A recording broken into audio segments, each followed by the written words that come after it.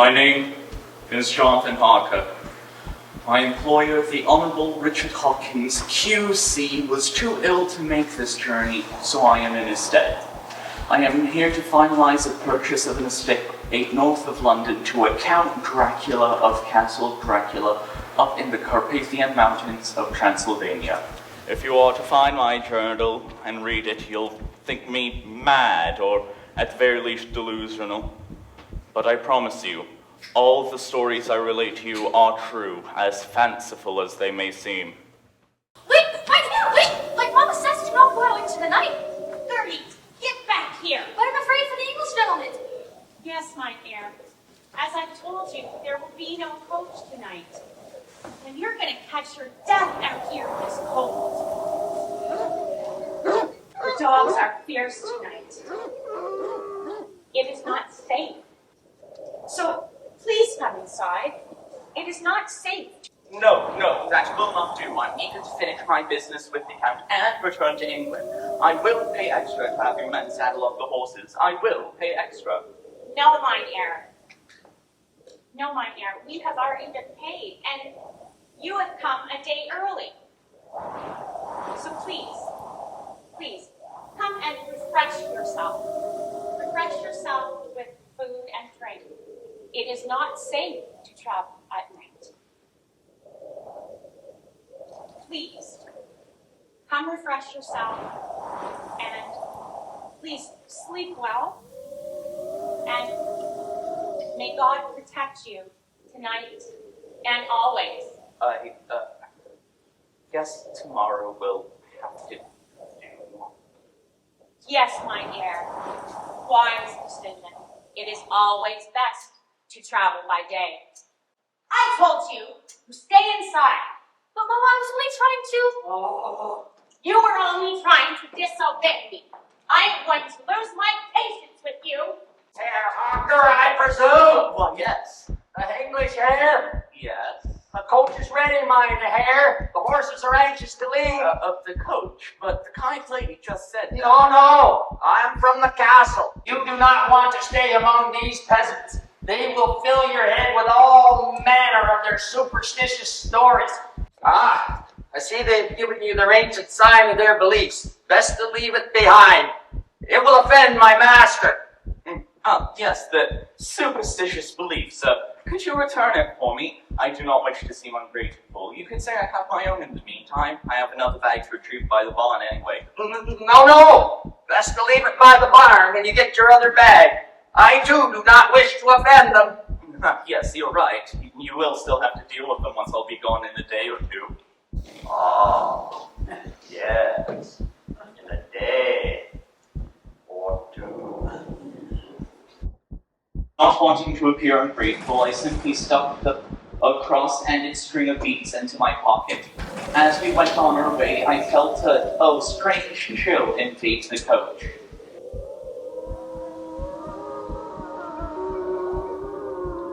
It could have been from the incessant rain, but there was something more electric about this chill, as if the strokes of lightning themselves were coming and striking me each time. And every time I felt these sensations, I could hear the coachman's maniacal laughter above it all.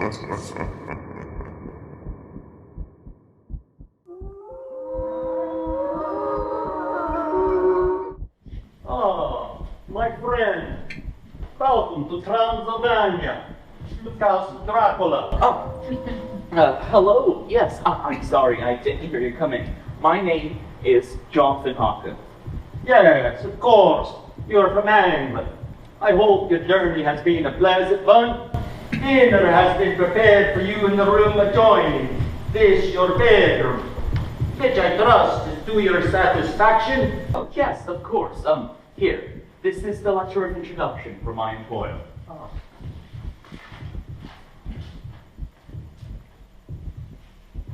I must regret that an attack of gout, from which malady I am a constant sufferer, forbids me absolutely any traveling on my part. But I am happy to say I can send a sufficient substitute, Mr. Jonathan Harker. Send a sufficient substitute. Mr. Jonathan Harker. He's a young man full of energy and talent. He is discreet and has grown into manhood in my service. He shall be ready to attend on you during his stay and take your instructions in all matters, etc., etc. Sincerely, Richard Hawkins. Very good, excellent. Now you must stop and then to bed. I know how traveling can be so fatiguing. You will, I trust, excuse me that I do not join you for dinner. I have dined already and have many duties that I must perform during the night. Go.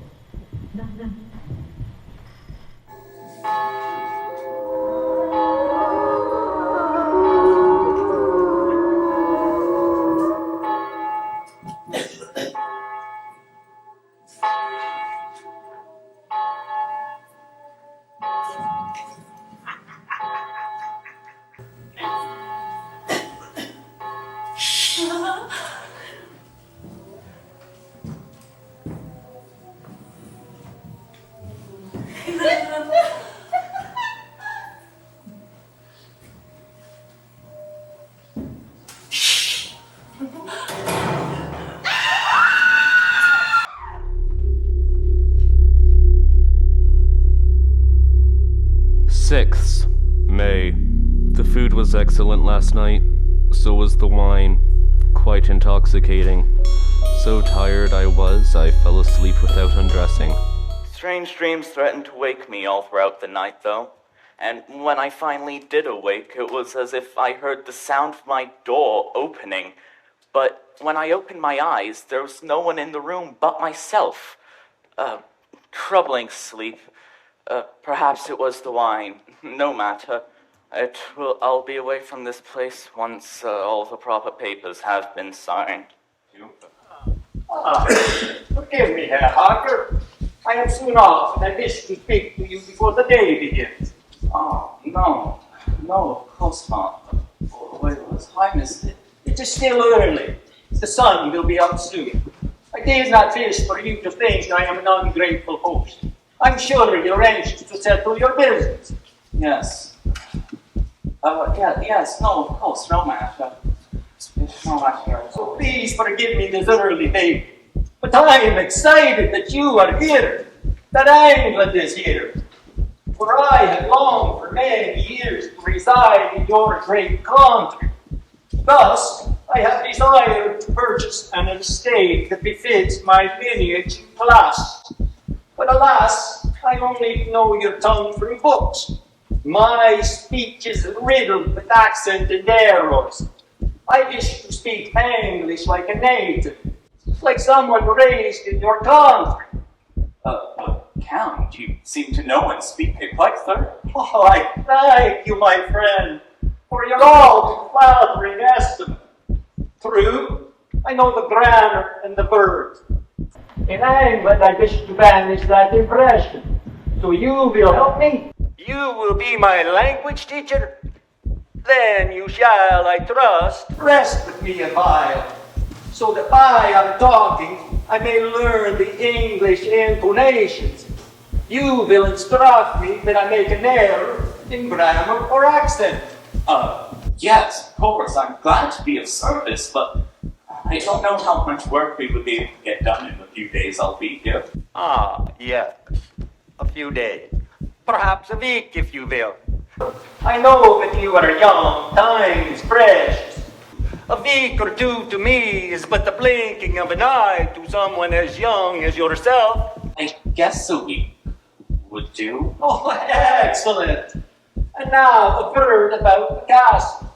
You may go anywhere you wish, except when the doors are locked.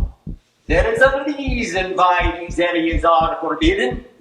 If you could see the world through my eyes, you would understand. We are in Transylvania, and not in England. Our ways are not your ways. There could be many strange things you might encounter. Some benign, some dangerous. I do not wish you to fall prey to them. Yes, of course. I believe you have told me this already, but I do thank you for your concern about my safety. Now, breakfast awaits you in the next room, whenever you so wish. I must away until evening, but then I will join you, and you can tell me of your London, and the house and estate you have procured for me. Until then, I bid you adieu.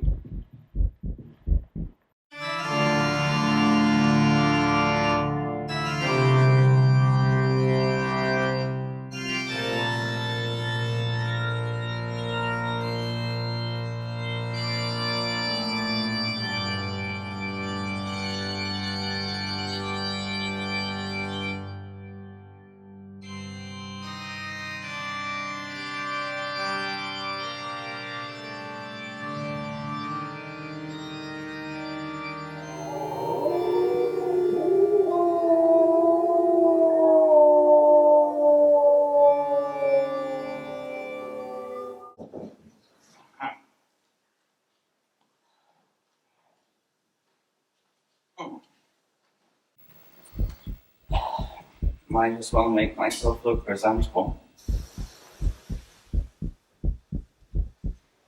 Good evening, Herr Parker.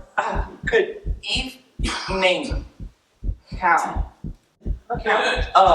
I appear to have cut myself while shaving. Do you have any sticking plaster? No, I don't. Count.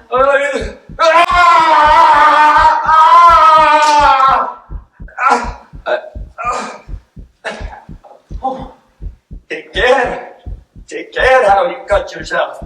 It is more dangerous than you think in this country. And this is the wretched thing that has done the mischief. It is a foul bauble of man's vanity. Away with it. As I have told you, this is not your England. There are many things you do not understand about my country. Yes, of course. For one, why is this door locked? It wasn't during the first day of my visit. I was hoping to find some book of interest in the library adjoining if you were to away all day again. Ah, yes. The door. It was meant to be locked. There are workmen about in the library. The roof is old, and some rain has found its way into that part of the castle. There is much dust and material that might cause you entry. I can bring you some books tomorrow for your choosing. It is only the door in the room where you get your meals that can be opened. That leads to the interesting rooms of my castle. Oh, well, of course, thank you. And, the doors to the outside as well, I also found them locked. The rain has stopped. I was hoping to get some fresh air. Ah, yes, the outside door. As I've told you, this is a strange country to you English. Wild dogs roam these mountains. Wolves, too. It would be remiss of me to have a guest of mine torn apart by wild beasts. I guess that is true, but perhaps you could have one of your manservants accompany me with a mighty weapon. Ah, yes, perhaps. But the doors are kept locked for your sake. And my dear friend, let me advise you again. Explore my castle if you will, but refrain from trying to open doors that are locked. And if you are in another room of the castle, other than your bedroom, let me warn you, do not let fatigue seduce you into falling asleep. There are dangerous dreams for those who sleep unwisely.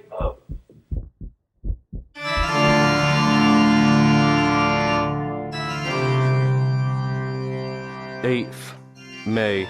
Most peculiar that incident when I attempted to shave. His actions were extraordinary, if not menacing, and the little mirror he took offense to, when I looked into the room, was visible but not the Count, although he was standing right behind me. What conjuring trick is that? What manner of man is this Count?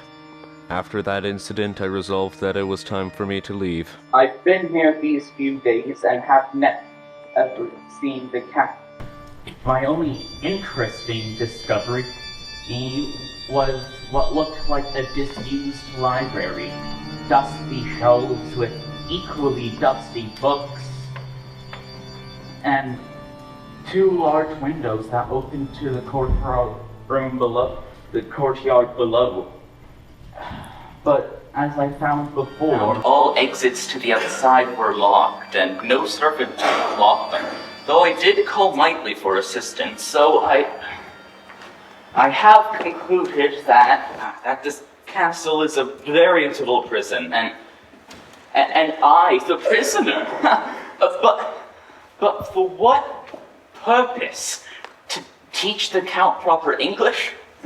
Not likely. As for all the proper papers that needed to be signed, they were all dealt with if the second day of my visit. My visit. I'm suddenly sleeping. These nights without a good night's sleep must be catching up to me. That's it. No more journal for tonight. I'll just have to try and find my way back to my room so I can sleep. Just sleep.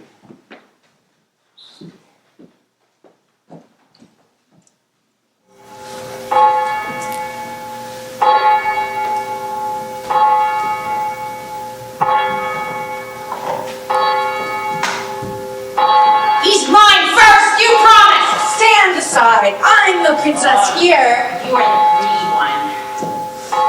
I'm strong. There's enough for both of us. But go ahead if you will. Ah! How dare you touch him, either of you! How dare you cast your eyes on him when I have forbidden it? The man belongs to me. Beware how you meddle with him, or you'll have me to deal with. What do you know of love? You who have never loved. If a mirror could point back your reflection, you would see what a pitiful face you have. Not a face of love. No, one of hate. For you have searched through the ages, and you have never found true comfort. Enough! Play with him and you will be a witness to my hate. He is my gatekeeper to all I want to do once I've reached England. We reach England. Yes, we will feast upon the English until our strength returns. And then it will be but a moment in time when we feast on all of Europe. So when I am done with him, you shall have all the kisses you want, but not now. He will stay here until I send for him. Are we to have nothing tonight? Go to the village. There is a young bride and her maid. They should be a feast enough for both of you to love. 9th May. Near dawn, I awoke in my bed. The Count or a manservant must have carried me here. I have no recollection. But I do recall those fiendish women attacking me. At first I thought I was dreaming. That first kiss felt pleasure as in a dream, but the sudden pain in my neck and the sound of those lips sucking out my blood were too real to be a dream. And so was the Count's angry arrival. And yet, through all of this, I couldn't move or even open my eyes. What manner of ghoulish beasts are these people? This Count Dracula, who surely must be a demon. Heaven help me! I must get away from this castle! Count Dracula did not come to visit me last night. And when I did awoke, it was the sound of any wagons, and when I looked out my window, I saw a group of workmen camped out in the yard. So I have a plan. I will write to Mr. Hawkins saying I have been unavoidably detained here, and to pass the news on to Mina. No sense telling him the truth. He'll find it too fanciful. But to Mina, my love, I will tell all that has happened here, and to keep it away from prying eyes, I will use the shorthand code we once used as children.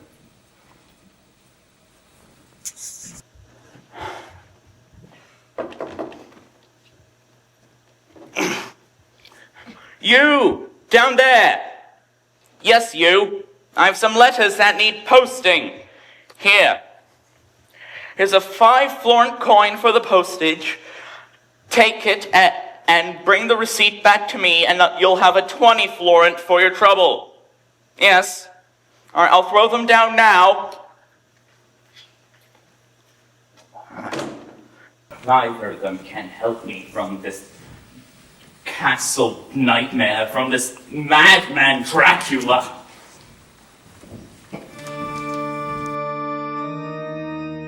May. Later that day, more luck had graced me. First the letters, and now a thorough investigation of the castle. What appeared to be the locked door in my room hadn't closed completely. Perhaps the servant used it to refresh the sheets on my bed, and left it open. Although in all my days here exploring the castle I saw no one, not even in the great kitchens. So I put a candlestick against the jamb to keep the door ajar, so when I would return I could get back into my prison room. Discovering the stairs that descended downward, I raced down them, hoping to find the main door unlocked.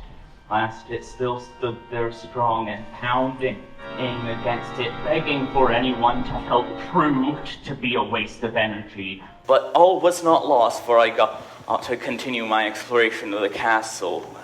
What a dismal place this castle is. Curtains stained, the floors littered with debris, and walls lathered in dust, and finally, losing my way, I found myself in the very depths of this castle. Dank, putrid place that smelled of rotten flesh, and boxes, some in the shapes of coffins. The ones I looked in, though, there was no bodies, but dirt, moist, as if still fresh. But that appeared to be the only thing I found. Or so I thought.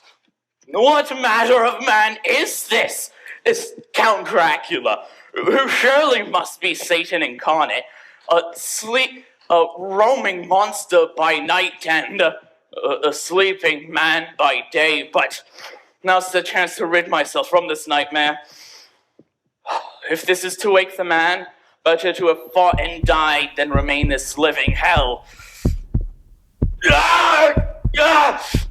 My hands, they burn. And yes, they're blistered as if there had been a fire. 11th May. My hands are still blistered. It hurts to make a fist. Dracula did not come yesterday. I fear he knew it was me who tried to kill him.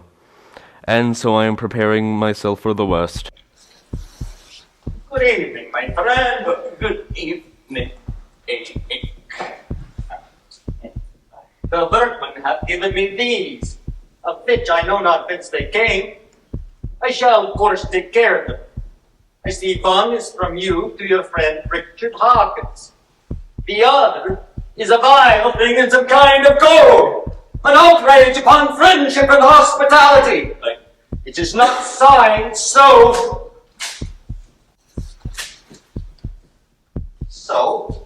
it cannot matter to us. The letter of Hawkins, I shall, of course, send on, since it is yours. Your letters are sacred to me. I beg your pardon, my friend, that unknowingly I broke the seal. Here's a fresh envelope you can seal. Leave it by your dinner dishes tonight, and I will see that it is mailed. Yes. This would serve your purpose much better, my friend, if it were on a table, rather than on the floor. Yes, of course. I'm so sorry. Wait, count, wait! Locked. What am I going to do?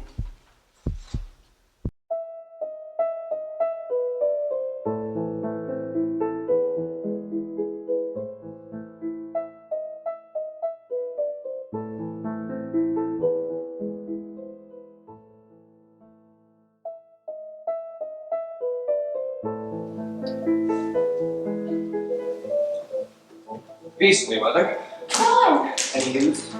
Yes, although it tells me nothing. And you? No, nothing. What have you heard? A note from Richard Hawkins. He's received a brief letter from Jonathan to say that he's remaining at this castle for a short while. Any reason? No. I'm worried, John. It's not like Jonathan to write a note to Mr. Hawkins and not to me. Oh, perhaps he's been busy with the business that took him there. I've been doing some reading on Transylvania and its inhabitants. There's many festivals this time of year. Perhaps he's having too good a time. Perhaps. And what about Patient? Oh. As you hear, Lucy is again at the piano. She had a great sleep last night, she told me, and I'm certain to that effect as I remained by her door all night. She had no bouts walking in her sleep. And she didn't even take the sleep drops you gave her. That's excellent to hear. But what have I told you about making sure you have the proper rest as well? Sitting up all night as a doctor ordered. Oh, you're not my doctor, John. Just a friend. Anyways, I'm a grown girl now. I can handle myself. Yes. It's very good of you to let Lucy and her mother stay here. To be alone in that old house, now without son and husband and brother, now cold in their graves with depressing those nerves. And what of your mother? How is she? The same. No better, no worse. Well, I came to look in on Lucy, but perhaps I should visit the mother as well. Oh, how I love that piece. It's so romantic. It just fills you with joy. Hello, John. Have you come to see your little patient? If you have, you'll see that she is completely recovered. No torments in the night, no flights of walking as I sleep. You see, I'm cured. A letter from Arthur is the best medicine there is for me. Is he coming? Yes, soon. It was just that there were some troubles with his properties in South Africa. He had to go to Scotland to confer with his uncle, Lord Bixby. But he will return when he's back from Inverness, and I shall be delighted to show him how well I am. That's excellent to hear, Lucy. Time can be a great deal. Yes, and to be among friends. That is the greatest healing gift of all. And what of Jonathan? Will he arrive soon? I do want us to have a double wedding. Yes, he's having a great time. Meeting new people. He expects to leave shortly, as soon as his business is completed. Oh, how I long to travel, to see the wonders of the world. And what of this mysterious Count Dracula? His name sounds like a man out of the Arabian Nights. Oh, he doesn't say much about the man, only his bearing is that of a count.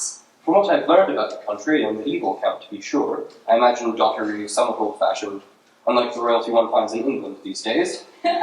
Maybe we can persuade him to take the role of Count Paris, and I, Juliet, ready to tease him. Now, Lucy, be careful, or you might make Arthur jealous. Oh, that would be fun too. Lucy! Oh, I don't mean it. And besides, Arthur's not the jealous type. I had 3 whole dances with Lord Wembley, and all Arthur had to say about it when he took me home was that the Duke was a passable dancer. But, of course, that was when Papa and James were still alive. Now, Lucy, you must remember what we've talked about. You must let the sad thoughts of the past go. It is the present and the future that must occupy your mind. Think of your mother.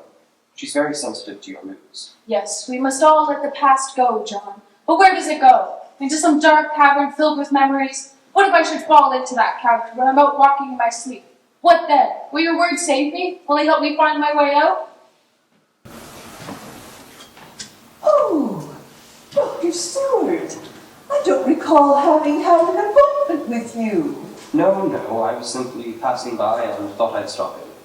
Oh, that was kind of you. But as you can see, I am still hale and hearty.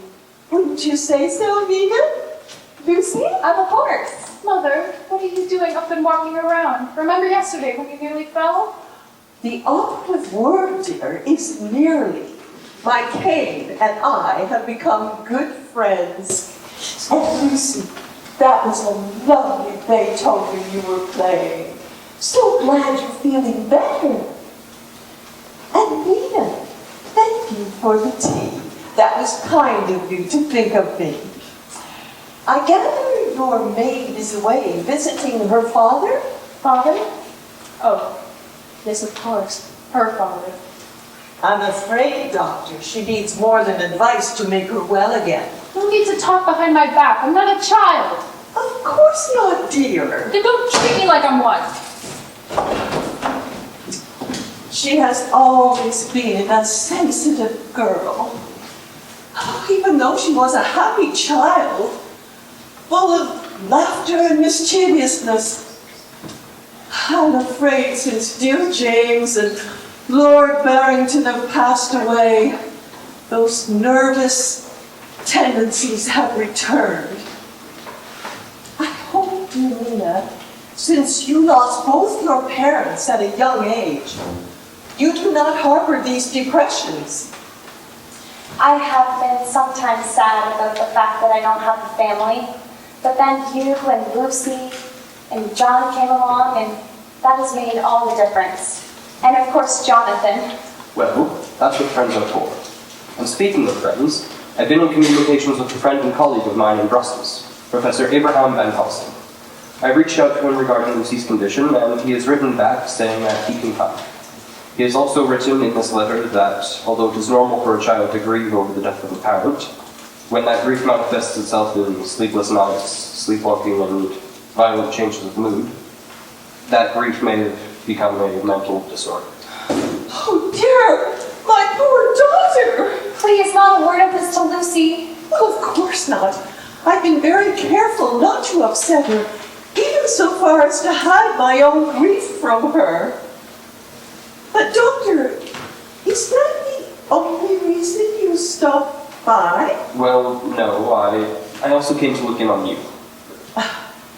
To see if my heart is still beating? Well, don't alarm yourself, doctor. Mina, I may be old and feeble. That's nonsense. You're nothing of the sort. I may be old, but as they say in the music hall, there's still life for the old dame yet. Most certainly. So, if you did stop by to inspect your elderly patient, I shall be in the library looking up a good book to while away the hours. So, how is she, really? She says it's only indigestion that afflicts her. I'm afraid it's a little more serious than that. It's her heart, isn't it? Of course, but we mustn't tell her that. She simply needs to not tax herself.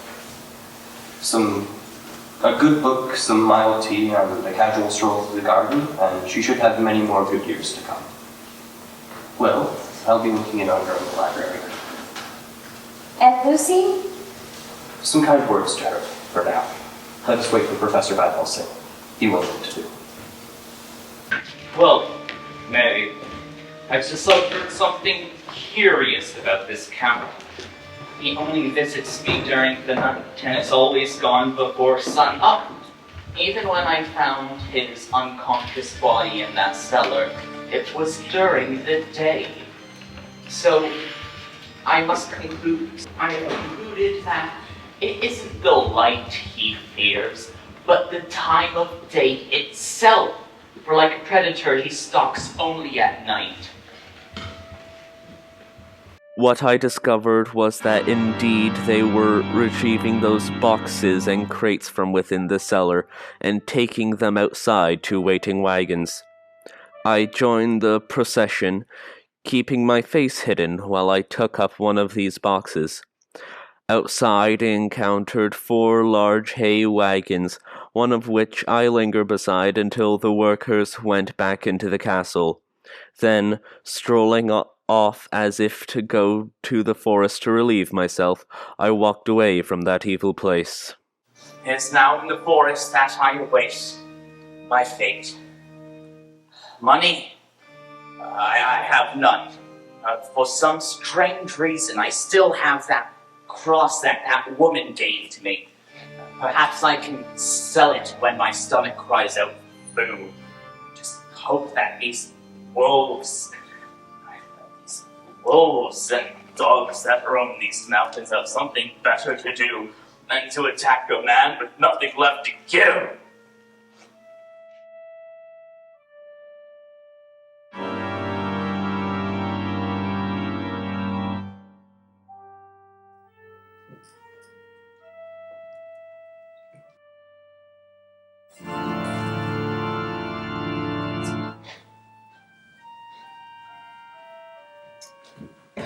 Wait. I'm glad you stopped by the asylum. Thankfully, I always have a night nurse on standby. Oh, this is all my fault. I sat up with her until she fell asleep, and then I went to make myself a cup of tea. And when I went to check on her, I was tired and distraught thinking of Jonathan, and I forgot to lock the door on my way in the room. Don't berate yourself, me. Sleepwalking is a common affliction. How did you know she was here? Well, this has always been a spot of... She's having a stroke! She's simply dreaming. Her body is only reacting to her dream. But shouldn't we go to her in case she falls and injures herself? Certainly we don't want that. But we must wait until she is calmed. To disturb her while she's in this sleepwalker trance is dangerous. Let us wait a few more moments to ensure that her dream has passed. You know, John, when you came to tell me that you were going to turn the old Blackwell Abbey beside my grounds into an asylum, I was a bit fearful. But now I'm glad you're close nearby. Yes, as am I. See, now that she is calm. Lucy, it is time for bed. Bed? Yes, it's me, John. And Mina is here too. Mina's my dear friend. And I'm your friend too, Lucy. And you're Mina's friend too. Yes, I am. Mina, are you there? Yes, I'm here, Lucy. Mina, where are you? I'm here, Lucy. I'm afraid, Mina. I'm so terribly afraid.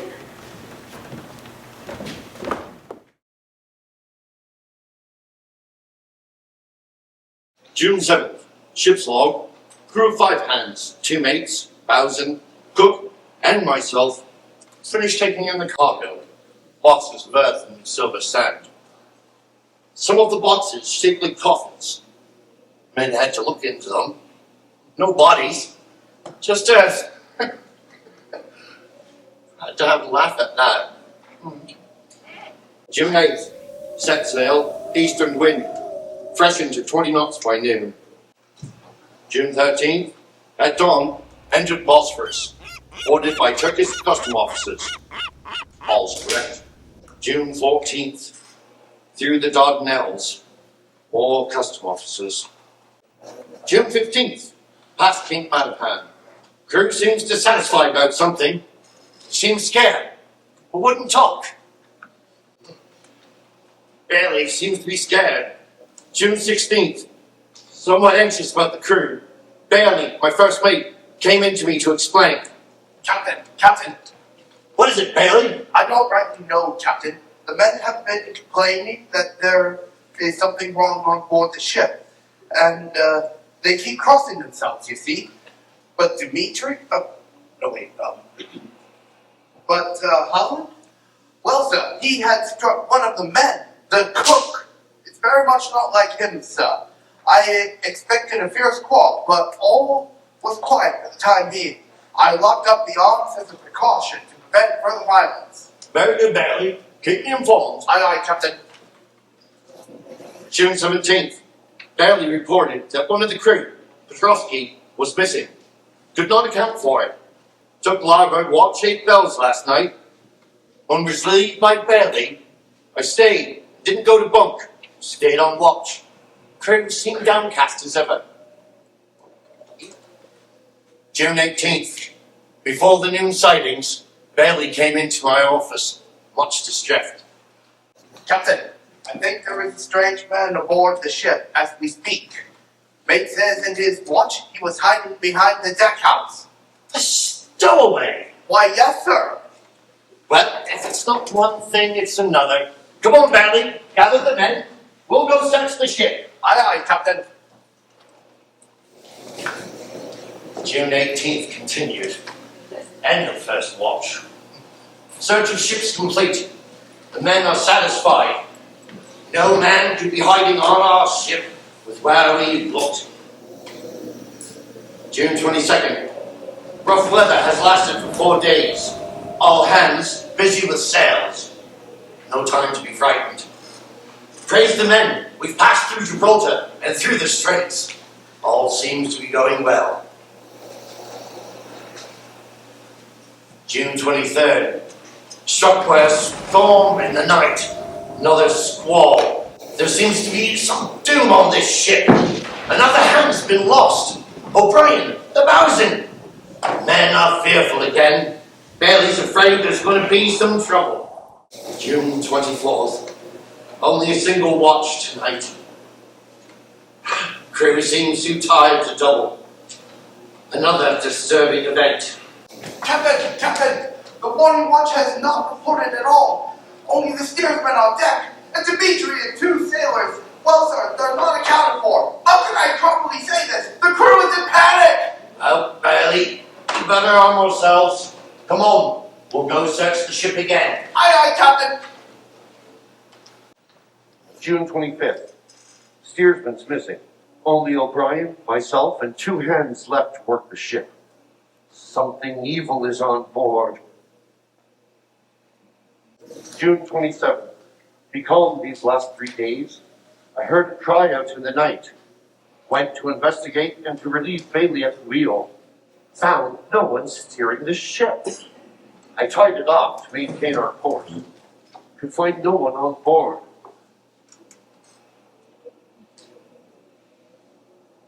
This will be my last ship's log entry. I will take the wheel, lashing my hands to it. I will not surrender to whatever evil has taken hold of my ship.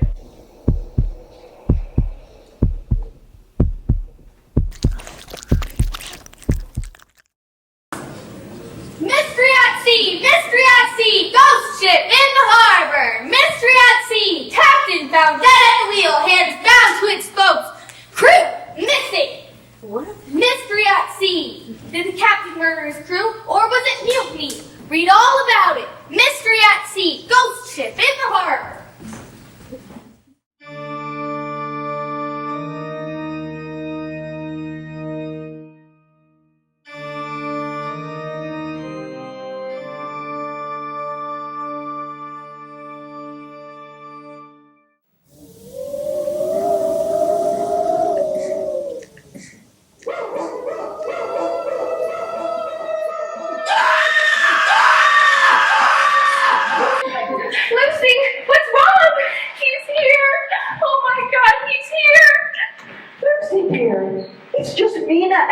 Your mother. That's all. Who's here?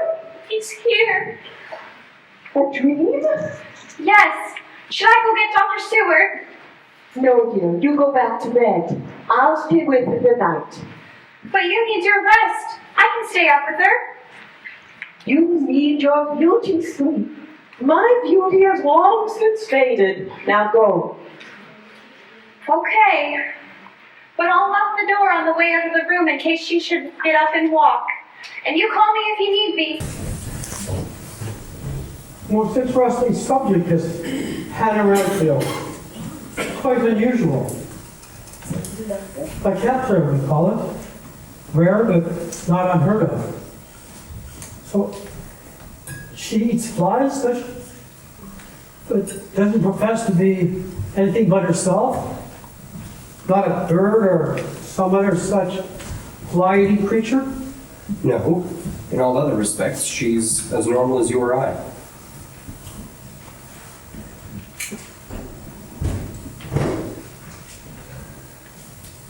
And you asked me here to consult about your friend Lucy Westenra, whose only malady is sleepwalking. And yet you beguiled me with a more interesting case in your Hannah Winfield.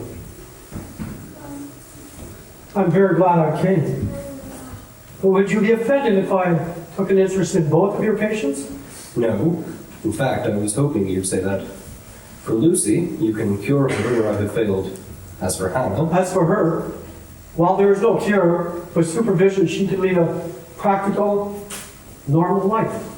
That has been my hope. And this retro, will she be accepting visitors? Yes, this afternoon will be a good time.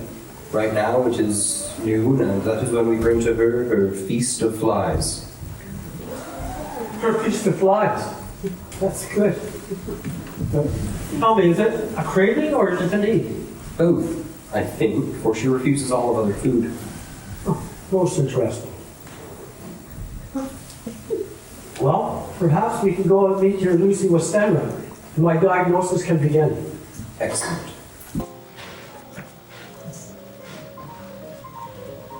As you can see, John, she has become more frail every day. And as she seems to suffer, Lucy seems to regain her cheerful self. Is it she who is playing Chopin? Yes, after having not touched the instrument in years, it has now become her passion. And a temperature of her moods, Abraham. When she no longer wishes to play, her mood becomes dark. Oh, dear. Not very hospitable of me to fall asleep when you have guests, Mina. That's nonsense, Miss Westenra. I'd like to introduce you to Professor Van Helsing, Dr. Seward's friend and colleague. How do you do? I'm afraid I'm past the curtsy stage of my life. Well, then we'll leave that help us to the best, Mrs. Findra. Have you come to see my daughter? Dr. Seward has been mystified as to her sudden mood changes. If you will permit me. You know, Lord Barrington, my late husband, bless his soul, was plagued with the same propensities. One moment he would be singing like a lark, and the next moment cursing at some minor indiscretion a servant maid. Don't you remember, Nina? Yes. Now, you should sit down, and I'll get one of my maids to help you back to your room. Oh, thank you, dear. I am feeling rather fatigued today. Oh, she's at it again. Last night, after I sat up with Lucy and had gone to bed, I was awakened by banging at her door. I went to investigate. When I went in, she was returning to her bed. She sat up, pointing at the window. I went over to the window, and the moonlight on the sea was beautiful beyond words. And then, in the moonlight, I saw a great bat flitting in great circles towards and away from the house. And at one point, it came so close to the window, but I suppose, frightened at seeing me, it flitted across the grounds towards your asylum, John. All the while, Lucy was sitting up, moaning or humming a tune. I can't say which. When I closed the window, she laid back down and fell asleep. I locked the door and returned to bed. When we got up in the morning, she was as cheerful as ever, not even complaining that I had locked her door. Something she does in one of her agitated states. Oh, how I hate that movement. It's too hard, too fast for my hands to catch up. Mother! What is she doing down here? She's far too weak to be traipsing the house. You know that, Mina. She insisted. I had 2 maids help her down here. The light and the warmth are so much better down here than in her own room. John! Excuse my outburst. I only have mother's concerns. I don't mean to accuse you, Mina.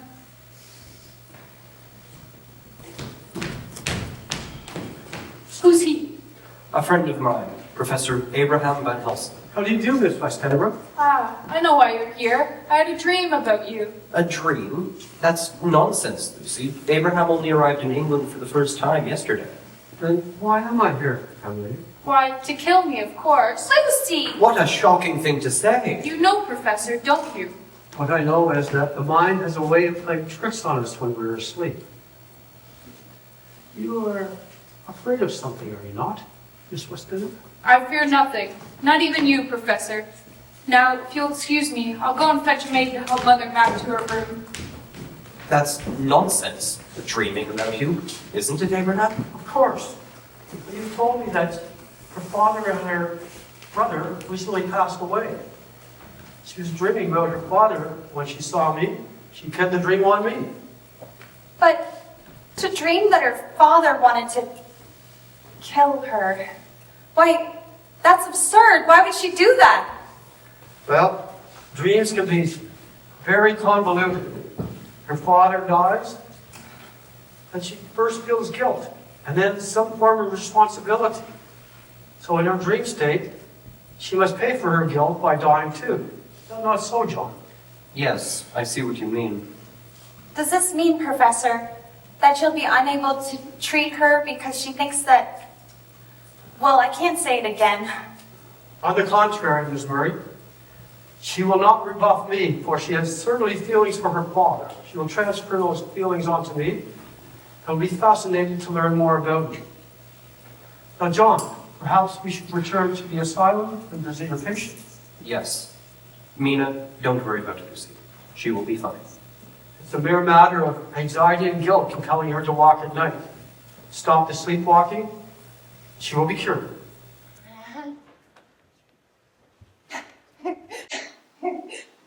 Agree. You see Abraham? What is in there that she's feeding the flies to? That's part of her madness. There's nothing in there but sand.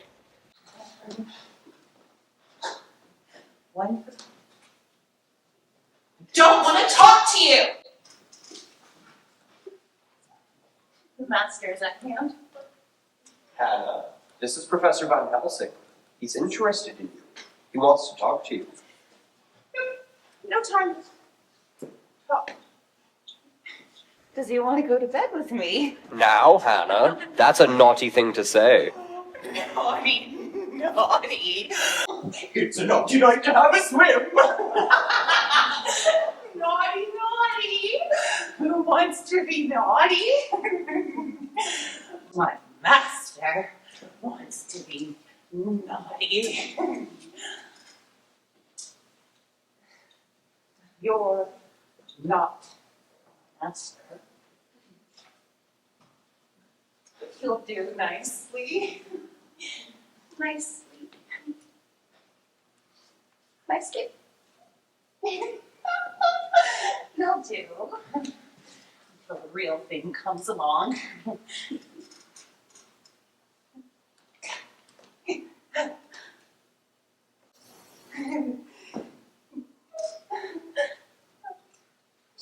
Share alike. Thank you. I've had my lunch. Lunch indeed. Oh, there will be feasting. You can count on that. Much feasting. Time for me. None for you. She's changed much since her arrival here. More hostile, more mania, but it's a good thing she offered you one of her flies. She hasn't done that in weeks. I've seen cases similar to this, but not quite so bizarre. And you say she isn't violent? Not physically, no. Just verbally. I would be forewarned, John. She may become physically violent. Her offer to give me one of her flies was merely a test in her own favor. If I was to accept it, she would think that I'd robbed her. As to my refusal, she will see that I have rebuffed her offer of friendship. Then you see no hope for her? On the contrary, I will meet her madness with what I know of similar types of madness. Lucy, Lucy! What has happened? News of Jonathan. Oh, that's wonderful. He's written at last. Well, no, not exactly. He's in the hospital. St. Joseph's and St. Mary's in Bucharest. They've written me a letter. I'll read it and you tell me what you make of it. Dear Miss Murray, I write in hopes that this letter reaches its rightful destination. It concerns a man named Jonathan Harker. He has been in our care for the last few weeks. He was found unconscious on the street and taken here. He was suffering from malnutrition and dehydration, as well as injuries to his body that, although not life-threatening, needed immediate attention. I'm sorry for the delay in writing you. On his person was found what appears to be a journal, but only the first page has survived in clarity. It has your name and address on it, and his name. The other pages look as though they've been immersed in water. The attendant who found the notebook presented it to a matron only a few days ago. As for Mr. Harker, it appears that besides his name, he has no memory of the past or how he came to be in Bucharest. When I mentioned your name, he did not know it. Mina, how dreadful! I can't look at this anymore.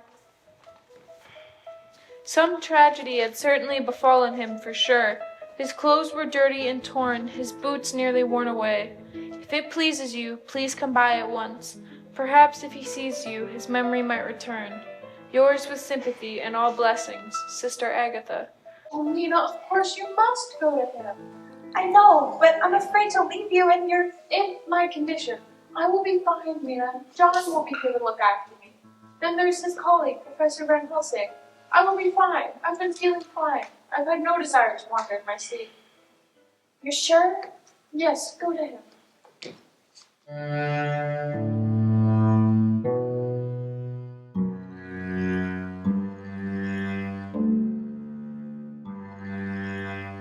As I have told you, he becomes agitated when he dreams. Dare I wake him? No, permit me. He knows me, knows that I bring him no harm. But if an attendant should try to wake or approach him too quickly, he first becomes frightened and then violent. It is me, Jonathan. Sister Agatha, I am here beside you. Oh, it's you. I have brought a visitor for you. Visitor? No, I don't want a visitor. Do you like? She has come a long ways. Jonathan, it's me, Mina. Mina? I'm sorry, do I know you? Yes, Jonathan. I'm your betrothed. Betrothed? We're to be married? Oh, Mina. What's that on his neck? Is that one of his injuries? Insect bites or possibly a snake bite. It has been stubborn to heal, but the doctors are not concerned. Yes, Mina, I remember now. I know you. Yes. Oh, Mina. Oh, but where is he now? He hasn't hurt you, has he? Who, Jonathan? Who? I don't know. My mind is gone. Can you get it back for me? No. Only he can. Who, Jonathan? I don't know. Where is it? What have you done with it? Why have you taken it from me? On the chair. Yes, of course. I'm sorry, sister. I didn't mean It is all right, Mr. Hunker. You are safe now. God is watching over you. Yes, of course he is. He is a very devout man, your betrothed. He cannot remain long without the crucifix to comfort him. Really? Strange. Meaning no offense, sister. It's just that Jonathan has always been a skeptic when it comes to religion. Well, I suppose it only takes a moment of clarity to let Jesus Christ become your Savior. What? No. Oh, it is him. He conquers all. We must away from this place. Well, of course. We'll leave in the morning. Does he need any clothes for his journey? Unfortunately, Miss Marie, only a relative or a wife can release him from our care. Oh, well then, we'll marry, Jonathan. We'll marry. Marry? Yes, of course, and then you'll keep me safe. But I will not go back there. Where, Jonathan? What are you afraid of? Promise me. Of course. What does he mean? Where is he afraid of? I'm not sure yet. He doesn't seem to know himself either. He's been like this since he was brought here into our care. Come and I shall introduce you to the priest. Is it safe to leave him? Yes, very. See, he sleeps now.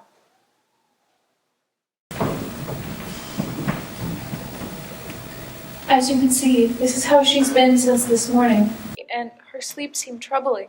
She awoke several times, but never seemed to be in any pain and fell back asleep almost immediately. And this morning, did she ever awake? Yes, at dawn.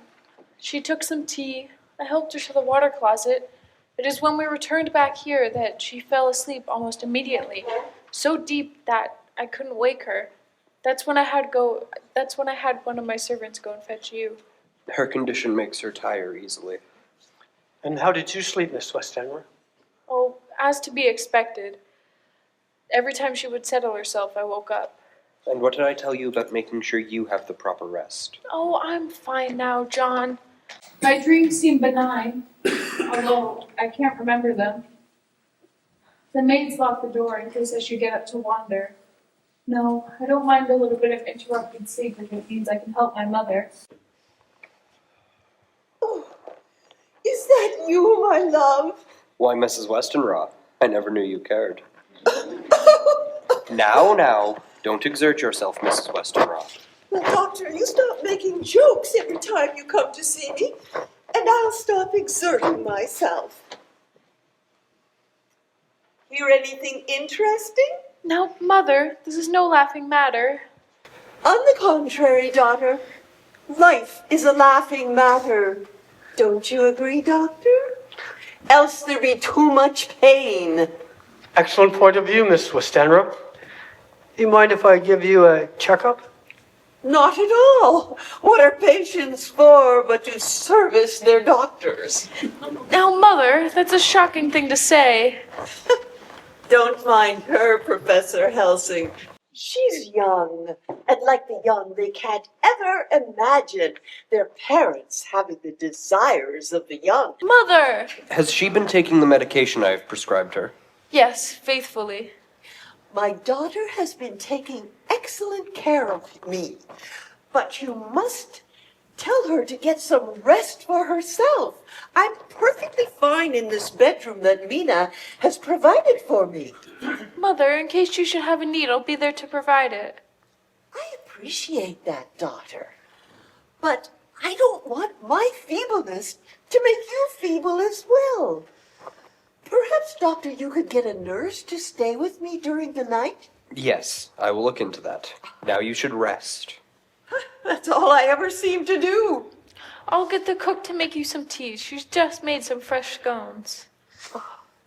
You see how she treats me, Doctor? Like a queen. I'll meet you downstairs. She's in capable hands now, Lucy. Then there is hope?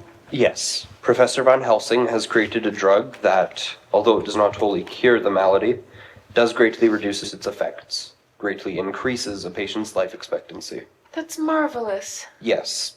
And how are you truly? Not to allay your mother's concerns. Oh, I have my bad days where sleep doesn't come easily, but I've had no desire to wander in my sleep. Arthur writes that he must go to Cape Town as there are some troubles with his properties there, but he's asked me to plan the wedding for July, so that will be fun. That's excellent to hear, Lucy. About marriage. I received a letter from Mina yesterday. Yes? How has she found Jonathan? He's in a bad state, remembers nothing about who he is and thankfully who Mina is. Well, I've convinced Professor Van Helsing to remain in England a while longer. Together, he and I will find a cure for what ails poor Jonathan. The thing is, John, and I hope this doesn't upset you, for I know how you feel. He and Mina are married. Married? Yes, I know how fond you are of Mina, that you had asked for her hand and she had turned you down. Well, I've made no secret of it. She and I have remained good friends, as I am with Jonathan. Of course. I am an honorable man, Lucy. Of course, but I imagine you still love her.